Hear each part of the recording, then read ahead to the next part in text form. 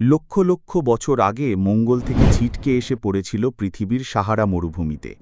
কত কোটি টাকায় নিলাম হলো সেই উল্কাপিণ্ড। 2023 সালে সেই উল্কাপিণ্ডের খোঁজ পান গবেষকেরা। এবার সেই উল্কাপিণ্ডই লন্ডনের সাথবিজে নিলামে উঠল। 24.5 কেজির সেই উল্কাপিণ্ড বিক্রি হয়েছে $53 লক্ষ, ভারতীয় মুদ্রায় প্রায় 45 কোটি টাকা। এর আগে কোনো উল্কাপিণ্ড এত দামে বিক্রি হয়নি। উল্কাপিণ্ডটির সরকারি নাম NWA 16788।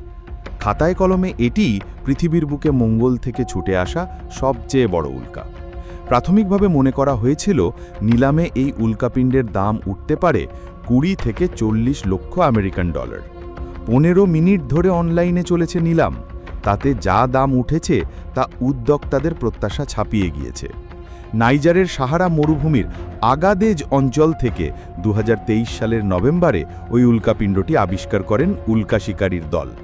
বিশেষজ্ঞরা জানান, প্রায় 50 লক্ষ বছর আগে একটি শক্তিশালী ধূমকেতু বা গ্রহাণু ধাক্কা দেয় মঙ্গলের পৃষ্ঠে। তাতেই পৃষ্ঠের একটি অংশ ভেঙে মহাকাশের মধ্যে দিয়ে পৃথিবীতে এসে আছড়ে পড়ে।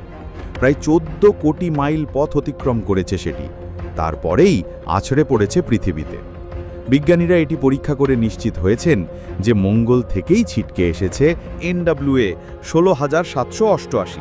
সদবির ভাইস চেয়ারম্যান কাসান্দ্রা হ্যাটন জানিয়েছেন, এটা অবিশ্বাস্য বিষয় যে এতটা পথ পেরিয়ে এসে সেটি পৃথিবীতে পড়েছে।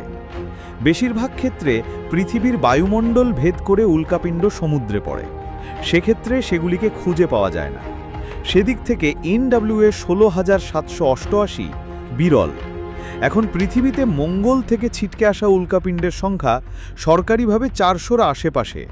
তাদের মধ্যে সবচেয়ে বড় হল NWA 16788।